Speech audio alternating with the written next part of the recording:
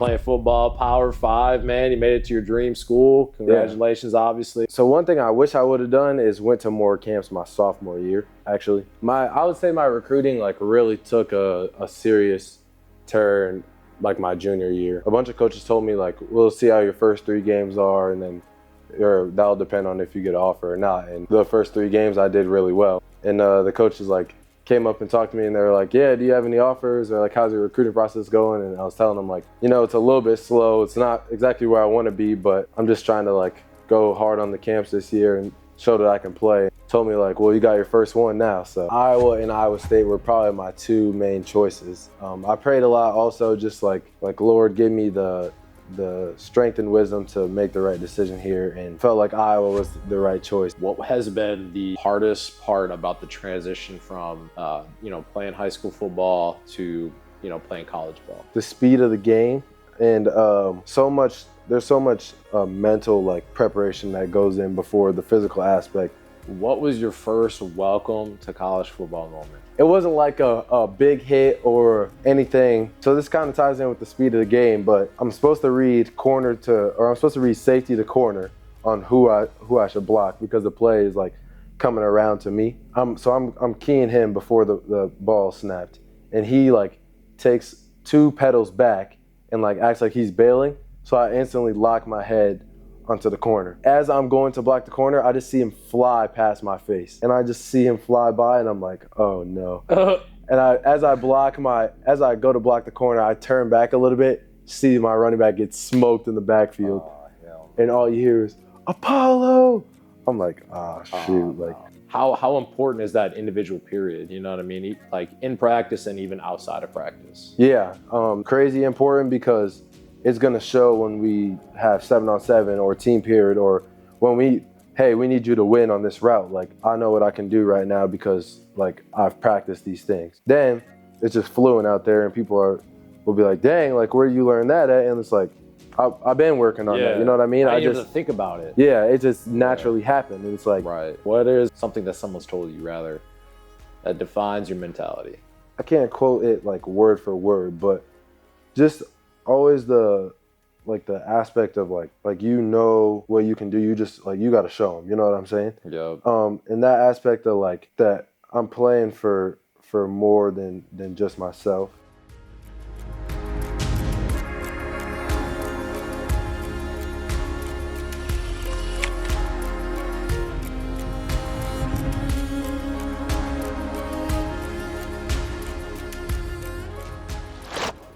Welcome to New Wave Certified. I'm your host, John Larkin. With me, I have my good buddy, Apollo Payne. He plays receiver at the University of Iowa.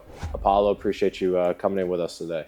Thank you. Appreciate it. For sure, bro. So, first of all, like, kind of tell everybody, like, when was the first time that you and I kind of like locked in? Like, when did we kind of meet each other?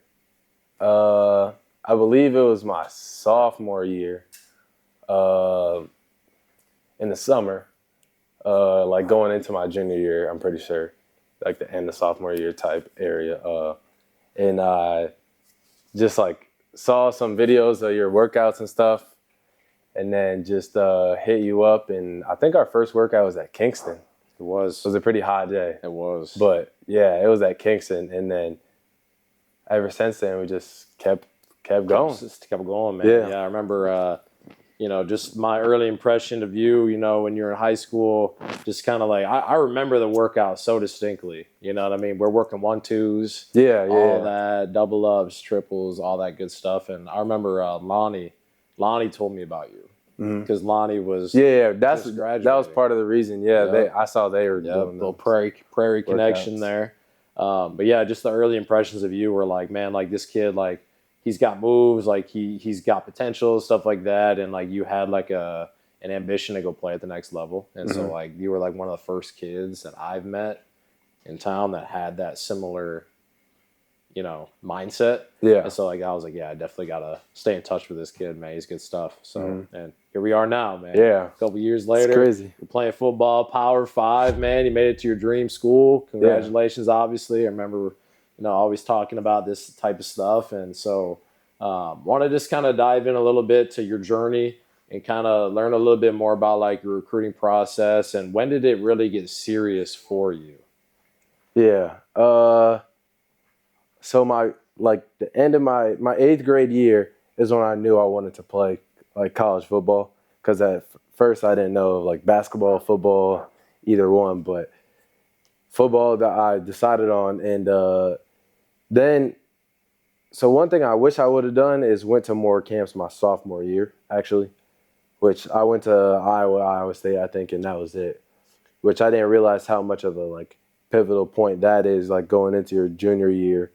Schools will look at you and then offer you then, which is so much of a breeze then as you're a senior. But I would say my recruiting like really took a serious turn like my junior year. Like it was our last game at Prairie, and like that was like the first game that we really like just aired the rock out. Hell yeah. And I ended like just over 100 receiving yards. It was like 115 or something. Two touchdowns, yeah. Yep. So that was just like a big game for me, and kind of just like a jump start into the summer in my senior year, and like just keeping that momentum. But it was like, yeah, after I had schools looking at me going into my junior year already. Really? Yeah, they weren't like big schools at all, but yeah. I had like some NAIA schools and some D2 schools like looking at me going in to that, just like off of the camps that I went to and stuff. And I did level up 7-on-7 as well. That probably helped with exposure too. We went on like some visits through that, which was nice. And then, yeah, so I went to a bunch of camps going into my senior year. Did pretty good at quite a few of them.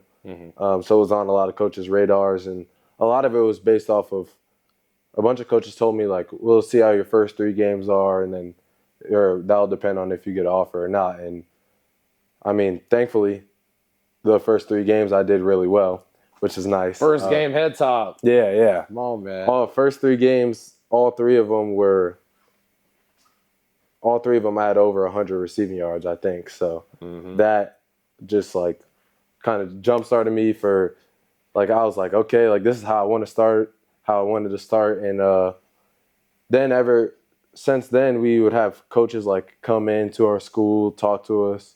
I think I got offered by one school at school actually, like they came in and then offered me, and then they were just started pouring in after. Yeah, what was that like when you got that first offer? I know you were at a mega camp right down in Lindenwood. Lindenwood was my first. I was from Upper Iowa actually. It was my first offer, but it was at the Lindenwood camp, and the coaches like came up and talked to me, and they were like, "Yeah, do you have any offers, or like how's your recruiting process going?" And I was telling them like, you know, it's a little bit slow. It's not exactly where I want to be, but I'm just trying to like go hard on the camps this year and show that I can play, and hope that my senior year will be good enough. And they told me like, well, you got your first one now. So like, yeah, that was really sweet. And my dad was there at the camp with me, so that was a cool moment to be able to share with him. And just like talk about that on the car ride home, call my mom as soon as we got in the car. Like it was really cool. Yeah. Talk a little bit about your dad and like the type of impact that he's made on like you as an athlete and just like, you know, you being his son. Yeah, I think he's made like a crazy big impact on me. Obviously, he played at the University of Iowa as well, defensive line. So I don't know, just a little edge of like wanting to be better than him, but also like looking up to him in the sense like he made it D1. You know what I mean? Like he played, was on practice squads in the NFL. He played arena football as well for I think 4 years after playing at Iowa. So like he's done his time playing football at all types of levels. He also went to junior college before playing at Iowa, so he's been at every level. But just like him, the recruiting process is obviously different. So that's something we had to work through together going up. But yeah, he's been an awesome mentor in the sense of like continuing to like help me keep my head up, like don't let lows get too low. And then also just like having a chip on my shoulder, like when you go out on that field, like you're representing more than just yourself.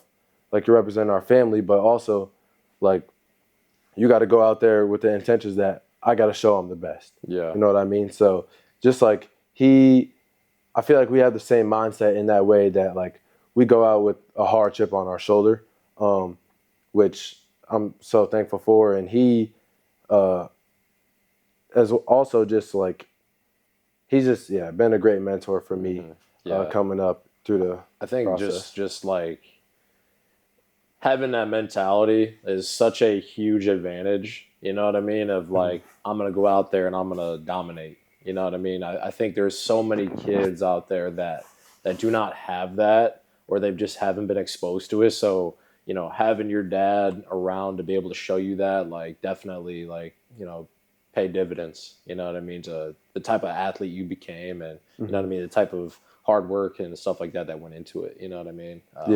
So obviously, you mentioned he went to Iowa. Yeah. What was like the big deciding factor, you know, to lock in on Iowa? Like why Iowa? Yeah. I mean, Iowa's kind of like been in my blood since I was a kid. I just remember going to like the spring game, like when I was young. My brother had like a birthday one time that was at like an open practice, and we got to tour like the away locker room is pink, so we got to like tour that, and like just like a lot of Kinnick Stadium, and like ever since then I kind of like fell in love with becoming a Hawkeye. So I had Iowa and Iowa State were probably my two main choices, and I went on a few visits at Iowa State, and in the last one I really liked it and really was considering going there, but it kind of was just like a gut feeling. I prayed a lot also, just like about like Lord, give me the strength and wisdom to make the right decision here, and it just felt like Iowa was the right choice. It was no like specific reason other than I felt like I was getting like more love from them in a recruiting standpoint. Like they were. Well, they offered you first, didn't they? Yeah, they offered me before. So part of that was like a little bit like, okay, did they just offer me because Iowa did? Like, are they trying to just steal a recruit from Iowa type of thing? But which I didn't feel a whole lot of that. But just like invited me to like multiple game day visits, and like telling me like, feel free to like come back whenever. Like just the like home feeling that I got there at Iowa. You're saying, it was like a big thing where I was like, this place feels right for me. Right. So. Yeah. And so far, it still feels that way. Yeah, for sure. Yeah. And like now, just the aspect of like teammates and like them just like making a bond with me has been sweet, and our receiver room has like gotten really close, which is nice. So just like the camaraderie of your teammates and stuff like that. Which I feel like really they do a good job of that stuff. You know what I mean over there. What has been the hardest part about the transition from playing high school football to playing college ball? Yeah, I would say the speed of the game, and also just like there's so much mental like preparation that goes in before the physical aspect, before you can even do like what you want to do.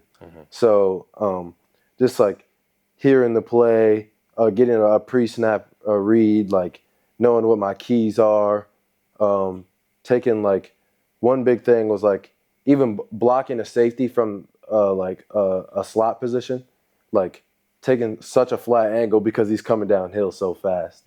Like they're coming out of the roof. Right? Like little things like that where the game is just so much faster, to where I had to adapt to that.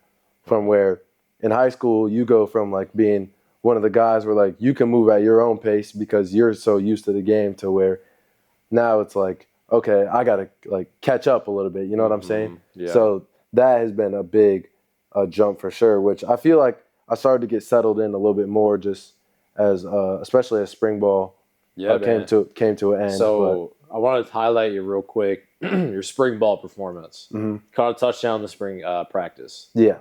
Walk me through that.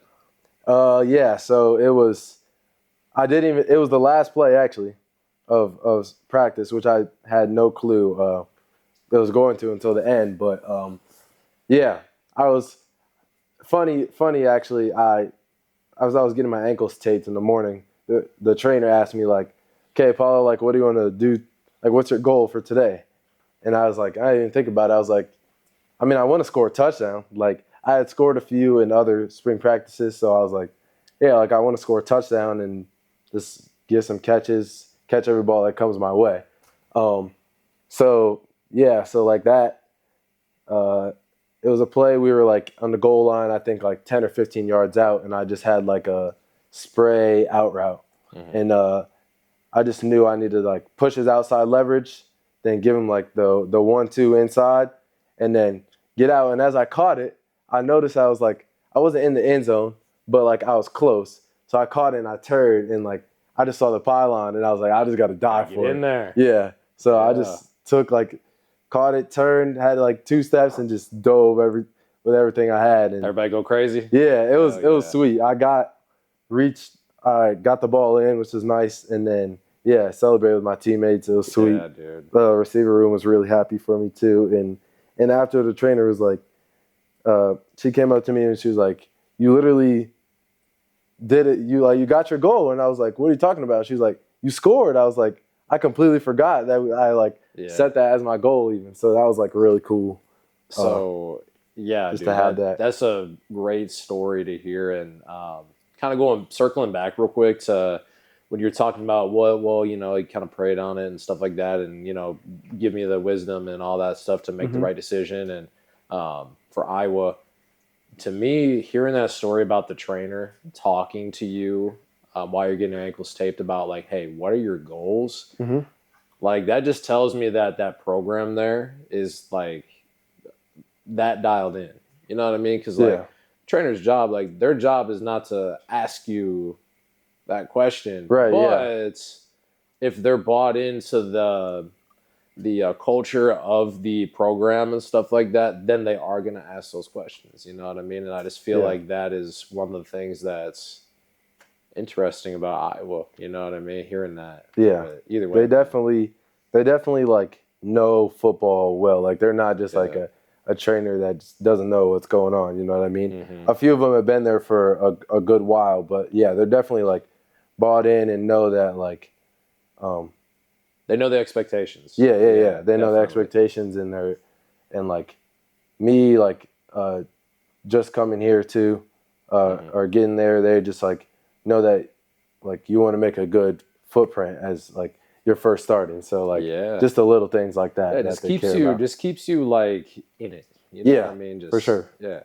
Speaking of which, what was your first welcome to college football moment? Okay. My first welcome to college football moment, it wasn't like a big hit or anything like that that happened to me. It was so this kind of ties in with the speed of the game, but I'm supposed to read safety to corner on who I should block because the play is like coming around to me. And one of our like older safeties, I'm keying him before the ball snapped, and he like takes 2 pedals back and like acts like he's bailing. So I instantly lock my head onto the corner, and as I'm going to block the corner, I just see him fly past my face, like he just flies by me. The corner did? No, the safety. Yeah. Like he just like completely deked me out. Like took the 2 steps back, put his foot in the ground, boom, broke like flying straight up the field. And I just see him fly by, and I'm like, oh no. And as I go to block the corner, I turn back a little bit, see my running back get smoked in the backfield, and all you hear is Apollo. I'm like, shoot, like that was definitely He took those little read steps. Oh yeah. Like, he knew like, I feel like he looked at me before the play, and then just like looked away, like and just like kept acting like he didn't know what was going on. Yeah. And like took the 1-2 and then boom, foot in the ground.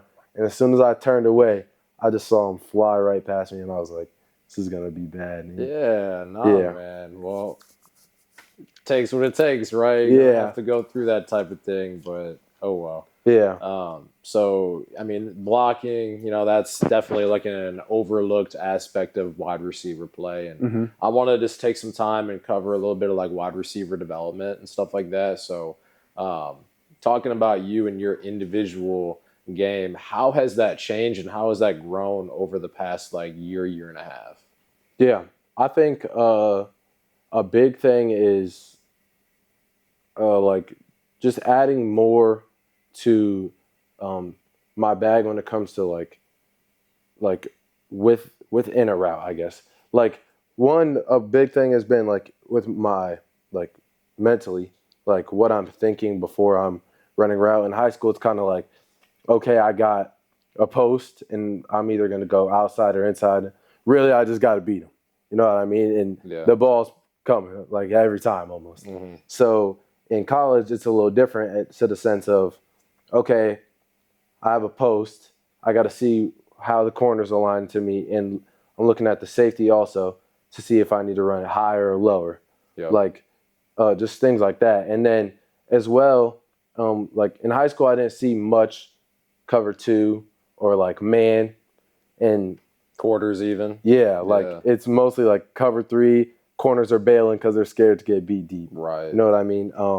But in college, definitely like the hand fighting or just like stemming my routes. So like using my eyes, I'm stemming a route in, then breaking it up, and then like head fakes, using my body, like the detail, right? Yeah. Like the smaller things that I didn't have to do before because I could just go run the route and win. You know what I mean? Like that freaking head top that you had against Cedar Falls. Yeah. Just like that was it's you know how obvious it was. I literally pull out my phone. All right, he's about to score. I'm sitting there. I'm like, all right, because I saw you walk over to coach. Yeah. And I'm like, all right, it's coming. Like, come on, guys. I was telling them, I was like, we got to go back to it. We got to go back to it. Yeah, but anyway, so you're talking about the detail and adding different elements to the route running and getting off the line and stuff like that. So obviously we've been kind of training here this past, couple weeks that you've been back.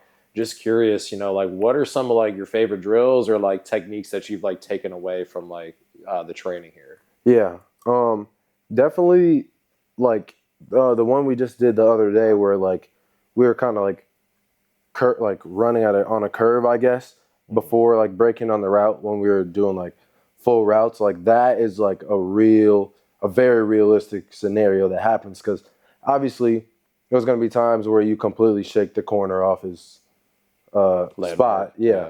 But yeah, like you said, like you're going to we have a landmark and like you need to keep that line, but you're going to have to go around a little bit. Like you make a good move on them, but you still have to go around. So like running in that curve and leaning them and then boom, breaking or giving the 1-2 coming back to where you were at, like those little things. But definitely like the coming off a run on the curve like that happens all the time. And then also just like a bunch of the releases that we've done, especially the off ball ones. That's something I never really had to do in high school either. Like secondary release. Yeah, like running one off an overhang, outside linebacker type player or nickel corner, or even just like 5 yards off corner, like 5 to 7.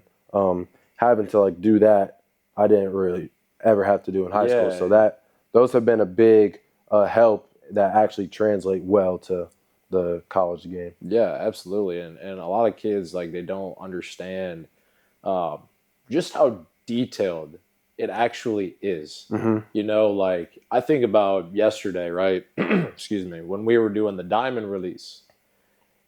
And, we were obviously when you train, like you mess up stuff. Like that's part of training. Yeah, of course.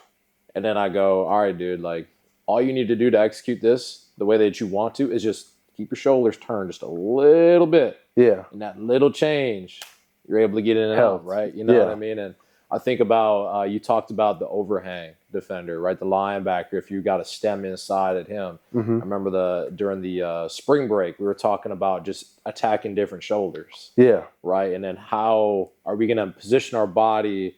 Like if I'm going hard inside, like my shoulders are going to be turned a little bit. But if I know I might back out outside, I'm going to stay more square. Right. Yeah.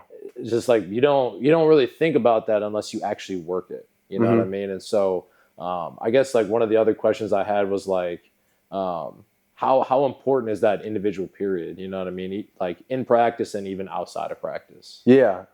In practice, our individual period, I guess, isn't nearly as long as like what we get to do. But the individual aspect is like crazy important because it's going to show when we have 7-on-7 or team period, or when we need you to win on this route. Like those little things, you don't know what the defense is going, how you're going to have to run your route. Like you know what your route is, but you don't know where this linebacker is going to be positioned, where the corner is going to be, safety. So all the little things that like, okay, I know what I can do right now because like I've practiced these things. You know what I mean? And when you continue to work on them and get them down, you have them down to a T, then it's just fluent out there, and people will be like, dang, like where you learn that at? And it's like, I've been working on that. You know what I mean? I just think about it. Yeah, it just naturally happened. And it's like, you go back and look at it on film, and it's like you're like, dang, I just did that. It's like I worked like this drill I did that helped me with that, this drill, all those things. Yeah, been practicing, been training. Yeah, and one thing we do a lot in like our indie period is just like using our hands well, because like obviously playing receiver, so much of their feet, but your hands are just as important. Yep. Especially at the college level, like DBs get hands on a lot. Yeah, you beat the hands, you beat the man, right? Yeah, exactly. Yeah. So just winning with your hands as well is such an important piece, and like we work on that in Indy, and it's helped us a whole bunch in the spring. So yeah, what is one thing that you think that high school players, high school wide receivers get wrong about the position? Let me think here. Probably, honestly, I would say that like you have to, like you got to just like break a dude down every single route.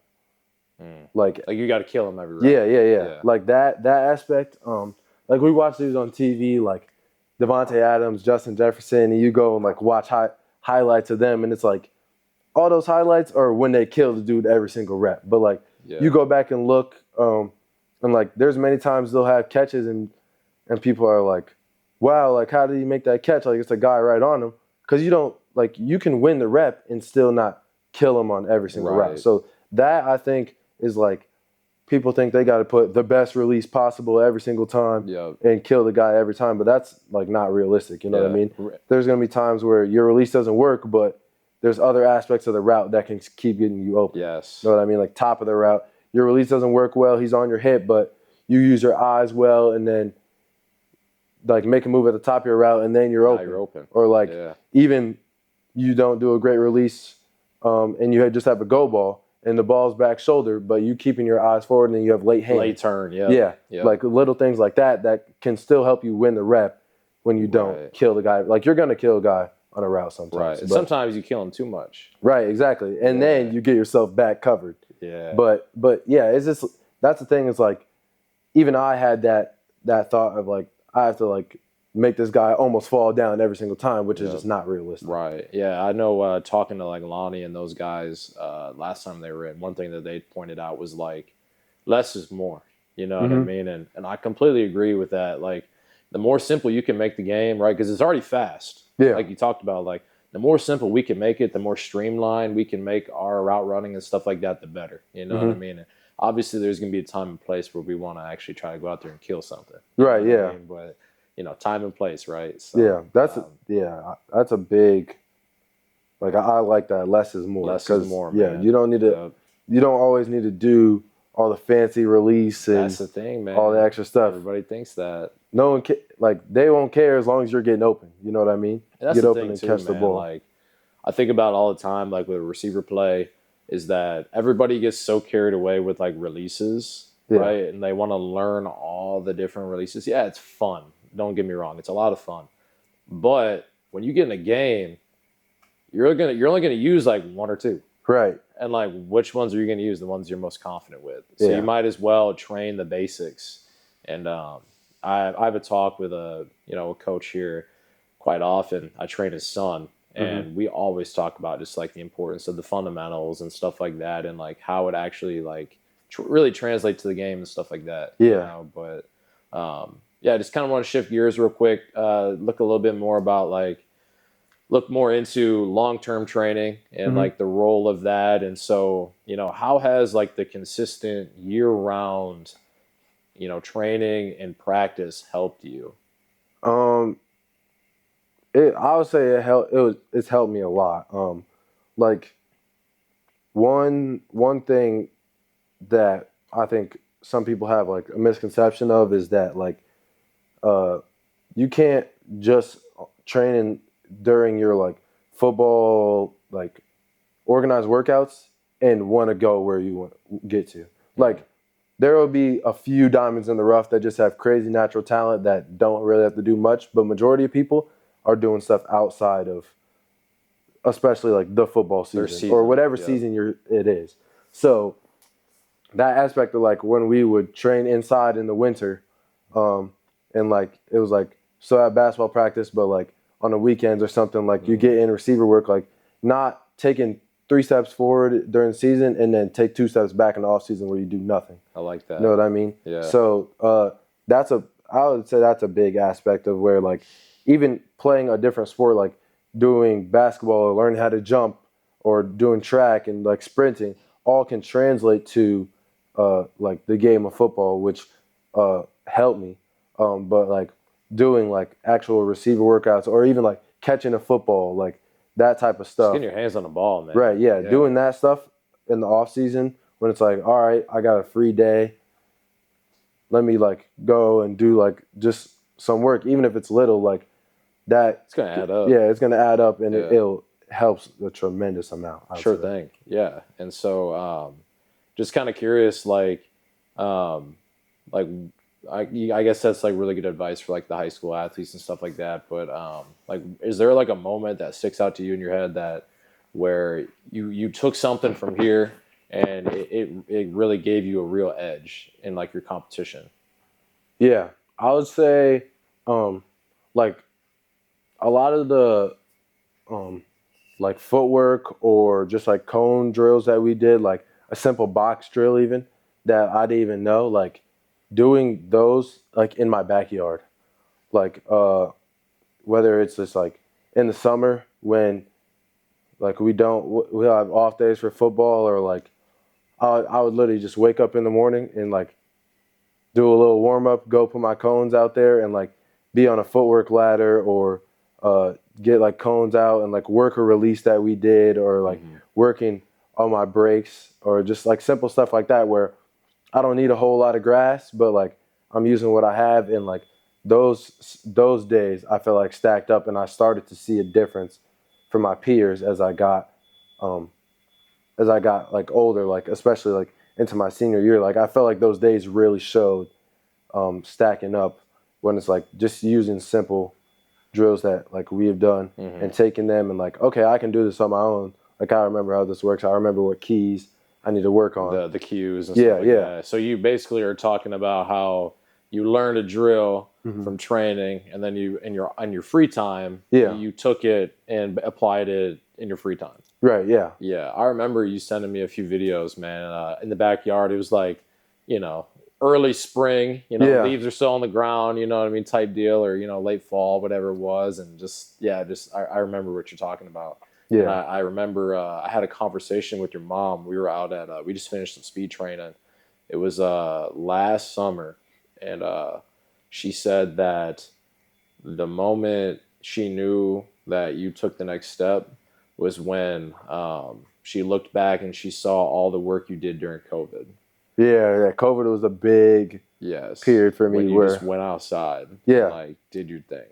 In my backyard, literally like every day I was just like I would get up in the morning and I was just like, I'm gonna just go outside, and like I was doing footwork ladder. I was doing cone drills. I would actually throw the ball, my football, on my roof, and it's at an angle, so it would roll back down every time. And I would just stand and look up, like from where the roof is at, and then practice catching the over shoulder. Yo, that's some stuff right there, man. Like people don't do that anymore. Like yeah. Like, oh man, that takes me back to living in the country. Like we used to do stuff like that. Yeah. Like, because I was like, okay, it's no one else out here to throw me the ball. Yep. How can I catch it? Or like, yeah, just things like that. Or running back and forth in my backyard. Or like we had a little bit of a hill, so still trying to run a route or just like stuff like that. COVID was a big period. That was what I think going into my freshman year, where that's when I knew, okay, I wanted to play college football, like I said before. So I was like, I'm going to have to do something, you know what I mean? Or my dad got us, we had these big tractor tires and we had chains and stuff. So we would flip the tire all the way to the end of our fence and then sprint back. And then we had like chains where we would put them on our back, do push-ups or squats with them, just like little stuff where we couldn't go to the gym.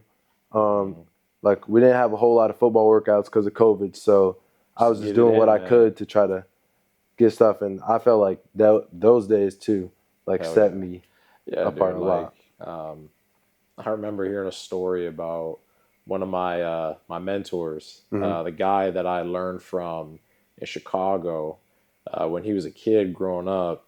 Him and his brother, they used to set the timer on the microwave, and they would like hit it, and they'd run around the house until you got back. You had to get back before the timer on the microwave. Oh, okay. You know what I mean? Just stuff like that. You know? Just little things, nothing too crazy. You know? Right. Yeah. But so kind of talk a little bit more about like, like what's next. Like what is fueling you right now? Like what is a big part of your mission? Yeah. It was obviously a mission to get to a D1 level or in the University of Iowa was my overall goal. But yeah, now it's like get on the field, you know what I mean?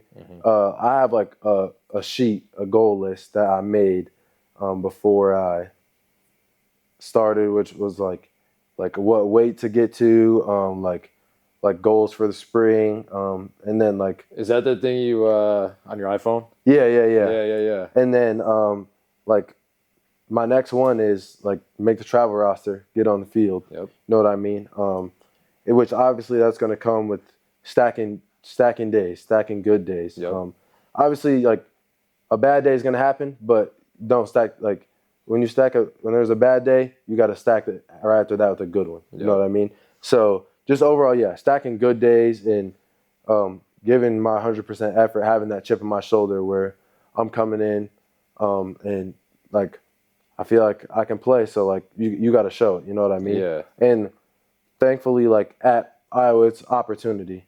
And like the coaches want to see you succeed, you know what I mean? Yeah. So that is like really great. But yeah, next step is getting onto the field. And I obviously have like goals for myself in the next years. Like when I get to like my junior year, like even my senior year, like I want to be one of the go-to guys. You know what I mean? Like that people think Iowa football and then they think your name. It's coming. Yeah. So like that aspect of things is very exciting, but I know that just doesn't come like right away. Right. There's a process to it. Yeah, for sure. Like there's very few guys that will come in right away and just be the guy as a freshman. So yeah, just like being able to still make my impact on the field, but continuing to grow as well. Yeah. So I guess like you just talked about like growing. What is something that like you're trying to like improve on, like to help you take that next jump? Yeah. I would say just like, one thing is like my quickness just in and out of routes, like being able to create a lot of separation out of a break. And then that's just because like as a receiver, I know where I'm trying to get to, and the DB is just reacting off me. So if I can boom, boom, go and create separation there.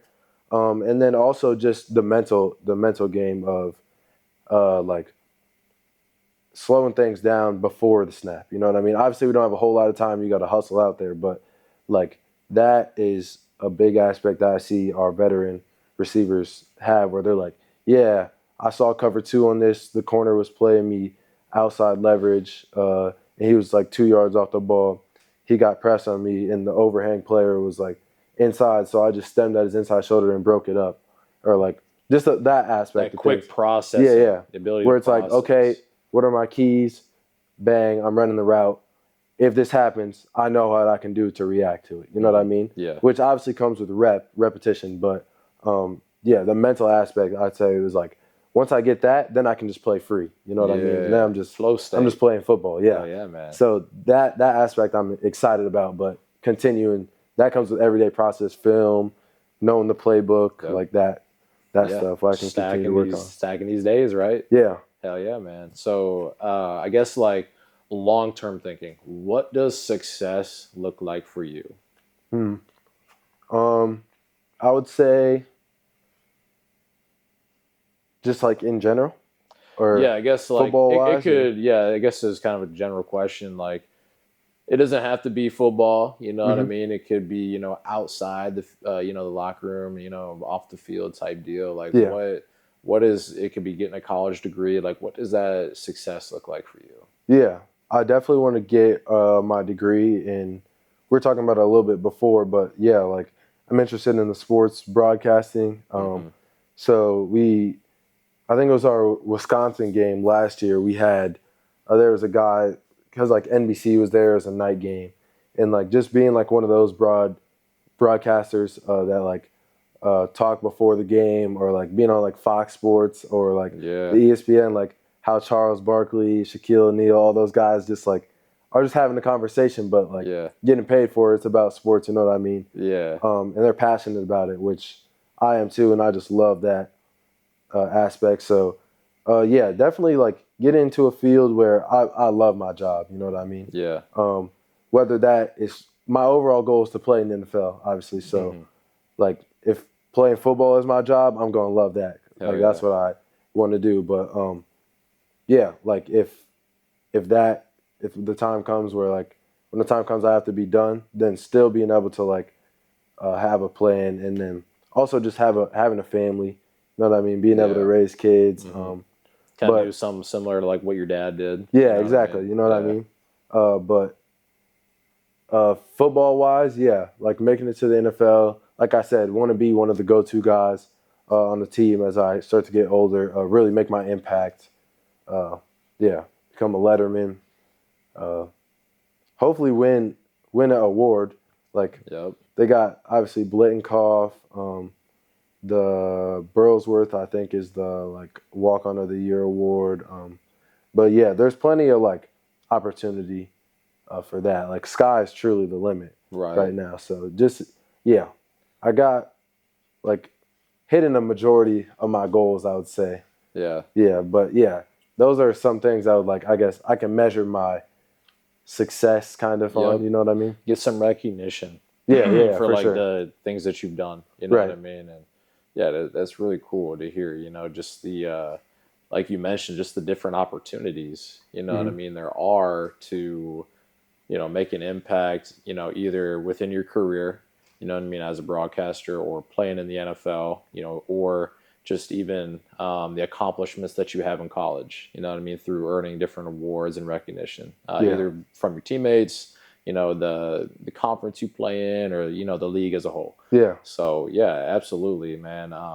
Want to just kind of wrap things up here, kind of talking a little rapid fire deal. So what has been your like toughest DB matchup? Toughest matchup? Yeah, who's giving you the most problems? I don't even have to give you problems, but probably it's got to be one of the older guys for sure.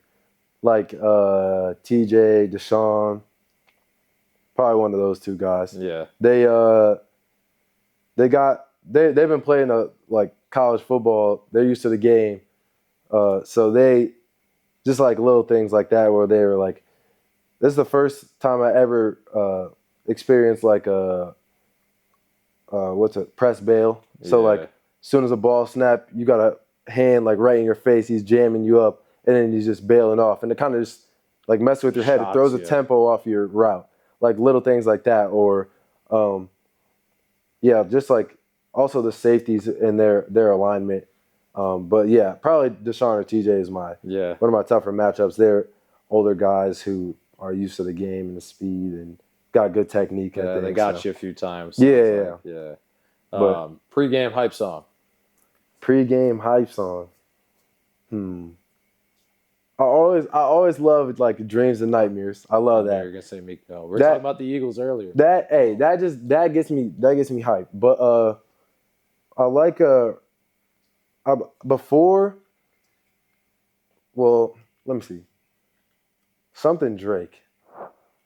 Yeah, Drake, I don't know. Meek Mill. Yeah, I love like Headlines by Drake. That's like not a crazy hype song, but it's just a locked in mode. Yeah, you know it's what I mean? the melody and all that. Yeah. That like I like to like I'm singing the song like before like when I'm like getting ready or whatever. Like I'm listening to music, I want to be able to like sing to it. You know what I'm saying? You know like, what's happening. Right? Yeah. So that aspect is. What's your favorite cheat meal? Cheat meal? We were talking about Red Lobster earlier. True. Red Lobster might be on there. I was gonna say right now, it's probably Wingstop. Oh yeah. What are you getting? I get a 10-piece, half lemon pepper, half garlic parmesan. Ooh, get the Cajun fries, extra ranch. Yeah. It's over with. Oh yeah. Hell yeah. That's definitely the favorite cheat meal. Yeah. Last question. What is a quote or something that someone that has told you, something that someone's told you rather, that defines your mentality?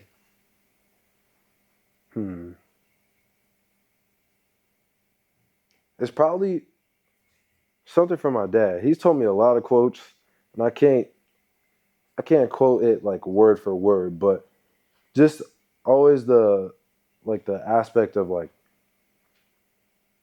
you know what you can do. You just like you got to show them. You know what I'm saying? Yeah. In that aspect of like that I'm playing for more than just myself. Like my brother used to play football, and it was always our dream to like be able to play on the same team together. And because of like something with his brain, he's not able to play anymore. Yeah. After 6th grade. So my dad told me, we were just having like a late night talk one time. He was like, "You play for him." You know what I mean? Wow. And like he truly is like my biggest fan, supporter, sometimes OJ? biggest critic too. Yeah. My brother OJ. But like I think about that every time I step onto the field is like this is like I'm living this dream for both of us. You know what I mean? Wow. So that's really powerful. Yeah. So like he was at the spring game. Like he was the first person to come give me a hug after. Like he's my biggest fan. But like also like yeah, I'm playing for him. Yeah. That makes a lot of sense, dude. Like you're so right, man. Like I've always noticed that about him, that he's such a like major supporter of you. Like anytime I'm ever posting anything about you, he's always reposting all the stuff. Like so it's really sweet just to have his support. Is he still doing the cooking? Is he still cooking it all, doing the grilling? I know your dad likes yeah. He just made pork chops last night, actually. Yeah. OJ did? Yeah. Yeah. Good shit, man. Well, cool, man. That's pretty much all I got for you today, man. It's good to get on here, chop it up, man. Appreciate you as always, bro. Yeah, thank you. All right, bro. Appreciate it. Yep. All good, man. We gone.